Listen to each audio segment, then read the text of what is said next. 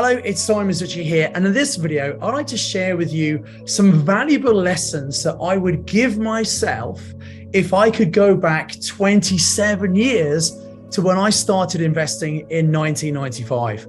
I really didn't know what I was doing, and over the last 27 years, I've been pretty successful, but I've also made a huge number of mistakes.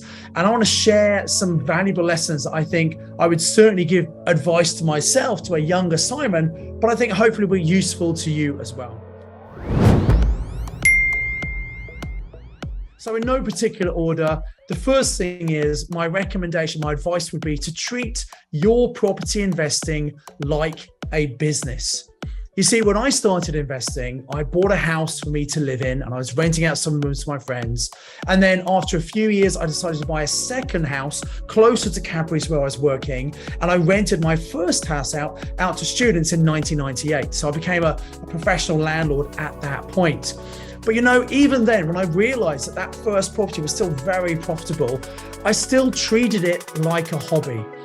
It was very much a side hustle for me. Now, property can absolutely be a side hustle for you.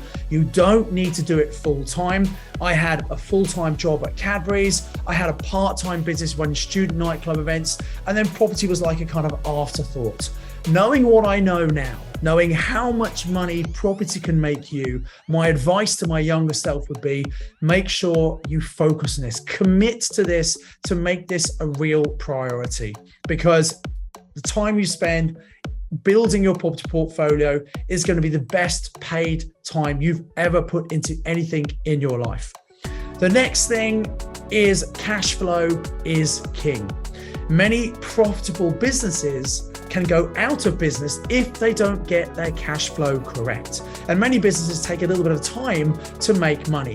The great thing about investing in property, if you're using the right strategies, you can use strategies such as rent to rent and purchase lease options, which can very quickly start to put money into your pocket. You know, I think property development is a great strategy, but if you want to put money in your pocket now, if you need cash flow, property development may not be the right strategy for you right now. Maybe you need something that's going to give you cash flow now, then move on to development. However, if you don't need cash flow, that's not why you're investing. Maybe you're doing because you want to make big chunks of cash instead, but you don't need the cash flow. Maybe development might be something you should look at. But it's really, really important to make sure you've got the cash flow coming in. Once you've replaced your income, you then have the time freedom to do whatever you want with your life. Now, the true wealth is created by holding property long term. And that would be my third lesson, the piece of advice I'd give a younger Simon. You see, over the last 27 years, I bought lots of property, I've sold some properties, and generally I don't like selling properties because I've seen the incredible capital growth that those properties have achieved over time. And if only I'd held on to them, I'd be far wealthier than I am right now. Now, there are some good reasons why you might sell a property. For example, if they break some of the golden rules. So golden rule number 2 is you need to buy in an area with strong rental demand. And when I bought a property, there might have been good demand. But if there's been a lot of building and a lot of extra supply over the years, and suddenly there's an oversupply and not enough demand, that might be a good reason to sell that property. Also, you know, I want to make sure I have a good return on investment on my deals. And if the values have gone up so much, but the rents haven't kept up, sometimes there's a lot of equity trapped in property, and it might make sense to sell that property to release the equity, to pay the tax, and to go and buy a better investment. So those are the times when I might sell a property, but generally I've regretted that. So really, principle number 3, piece of advice number 3 is hold on to property long term, which actually is golden rule number 4 as well. The next thing is recognize that you don't know what you don't know. Some of the properties that I've purchased over the last 27 years, at the time, knowing what I knew at that time, my knowledge and experience at that point, they seemed like a good deal. For example, you know, if I could buy a deal with no money down and a tenant in there from day one, giving me cash flow, that seemed like a pretty good deal. Having said that, looking back with hindsight, some of the properties that I've purchased if I had a second chance, I wouldn't buy those properties because I know more now, and actually maybe they weren't such good deals. So really important to recognize we can always learn more. And even if you are a successful investor, what you've been doing for the last 10 years or so may not be the strategy you need to use moving forward because the market is changing. If we're going into recession, which is what everyone's talking about, they're going to be very different investing strategies we're using moving forward for the next year or two. Number 5 is network, network, network. You know, I've done incredibly well by learning from and connecting with other people in my network. I set up the Property Investors Network in 2003 because the first 8 years of my investing journey were really quite lonely. None of my family ever invested apart from their own homes. All my friends were busy at work. So I didn't have anyone around me who really understood what I was trying to achieve. And I was going to breakfast network meetings in the early 2000s. I met great mortgage broker, solicitor, accountant, people I needed for my property business. And yet none of them were investing themselves. None of them really understood what I was going through. That's why I set up PIN in 2003. And I can honestly tell you some of the best deals, some of the best things I've done have come through networking. For example, in 2006, 11 years after I started investing, when I'd replaced my income, I thought I knew a lot about property. I learned all about motivated sellers and how we can find people who might actually be prepared to sell their property 10, 15, 20% below market value. Now, at first, when I heard it, I didn't really believe it. I didn't understand why someone would do that. And it was only when I met a mortgage broker, again at my networking events, and I realized actually I could buy these properties at a discount with no money. And then I met someone else at one of my networking events who actually had lots of leads that they didn't want.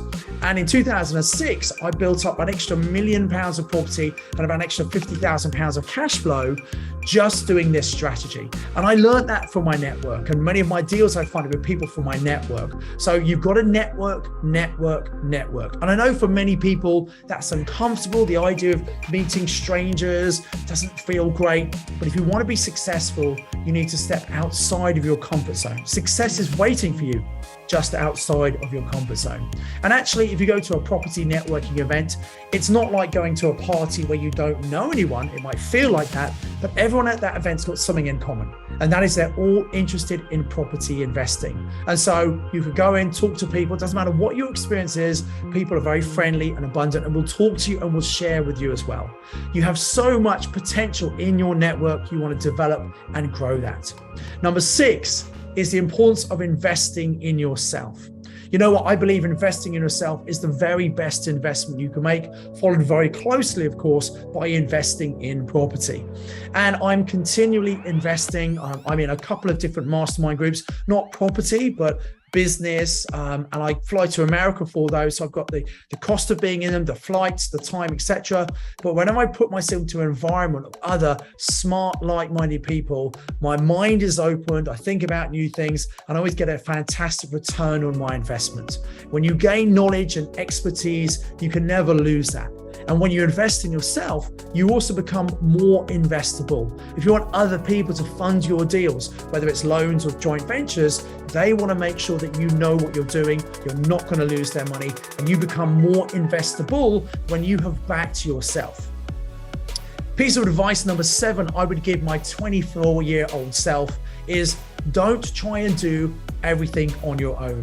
You've got to recognize what are you really good at, focus on that, and try and delegate other things. You can get other people to help you out. For example, you can manage a few properties yourself, but really it's not the best use of your time. You should get professional letting agents to look after your properties. Now, at first, I must admit, I was managing my own properties, partly because I didn't want to give 10% of my rental income to agents. Also, I thought I could do a better job. And finally, I thought, you know what? I'd like to get to meet my tenants.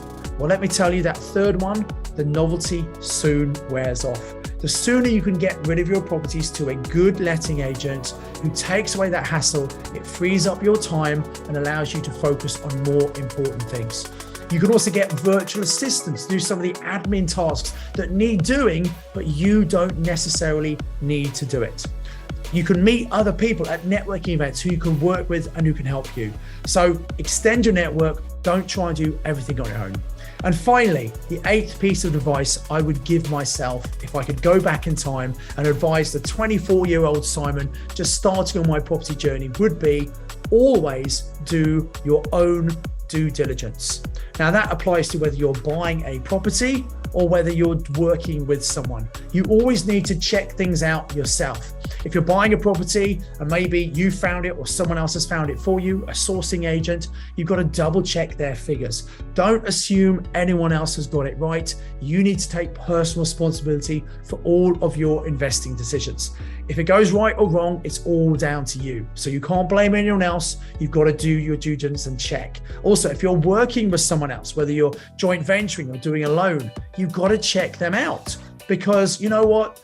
You need to make sure they know what they're doing. You want to ask around. You want to make sure they are an honest, ethical person and they're going to get your money back to you. Or if you're the person borrowing the money, you need to check out the person giving you the money to do your anti-money laundering checks. So please always do your due diligence. So those are the 8 tips, the bits of advice I would give my younger self if I could go back in time. Number 1, treat your investing like a business. If you treat it like a hobby, it will cost you like a hobby. Treat it like a business, it will make money like a business. Number 2, cash flow is king. You must focus on getting cash flow in before you do anything else in your property business. Number 3, true wealth is created from long-term capital growth. Plan to hold property a very long time. Number 4, recognize you don't know what you don't know. Have an open mind. You can always learn more. Number 5, network. Remember, your network is your net worth. Number 6, invest in yourself. It's the best investment you will ever make. Number 7, don't try and do everything on your own. Get other people to help you. And number 8, always do your due diligence. And actually, that's a good point. When investing in yourself, go into your due diligence. Check people out. Not all training courses, not all trainers are the same. Some people have only been investing themselves for a short amount of time. They count on being just 1 or 2 properties ahead of the people they're teaching. That's not what you need. You need someone who has achieved what you want, who's got a lot of track record, successful students who can make things easy for you to understand. Look, hopefully you've watched lots of my free videos. You listen to my free podcast. If you're getting value from us, maybe come and check us out and see if we can help you on your property journey. Many of the students I work with achieve financial freedom much quicker than I did it. It took me 8 years because I was doing it on my own, the hard way, through trial and terror. You can be smart, you can shortcut success and do it by learning from people who've been there, who've done what you want to do. The first step for you, the next thing I recommend you do is, if you haven't been to one of our property investor network meetings, you should come and check them out. We have monthly evening meetings at 50 places around the UK, and we even have a global virtual one for international investors who want to invest in the UK. You can go and find out about all of our PIN meetings at pinmeeting.co.uk. If you've been before, you know how valuable it is. I encourage you to book in regularly to go along, become a known face at your local meeting. It's only £20 to go along to a meeting. If you've never been before, you can come along as my guest. All you have to do is go to pinmeeting.co.uk, find your local meeting, click on that event, check the date and the time you can do, scroll down to the bottom of the page, and instead of paying £20 to come along, which is what you normally do, if you've never been before to one of our meetings, all you have to do is click where it says pay with a voucher code, and then you can use my surname as a voucher code, which will bypass the payment page. So my surname is spelled Zutshi, Zutshi. Use that as a voucher code. Why not come and commit to one of the September PIN meetings? Give yourself a real boost. Hopefully you've had some time off over the summer holiday. Now let's get back into property investing. Let's get you back on the wagon, and let's help you get your next property before Christmas. So now's the time to get re-energized, refocused, recommitted, and put the time and effort in you need to put in to give the financial freedom that you desire and that you deserve. So book your place at your local PIN meeting at pinmeeting.co.uk and use my surname as a voucher code to come to your first meeting for free. As I said, if you've been to PIN before, you know how valuable it is. Get yourself booked in at pinmeeting.co.uk and have an amazing month. Invest with knowledge, invest with skill. See you in the next video. I do hope you got massive value watching this YouTube video. And if you have, I want to make a recommendation to you.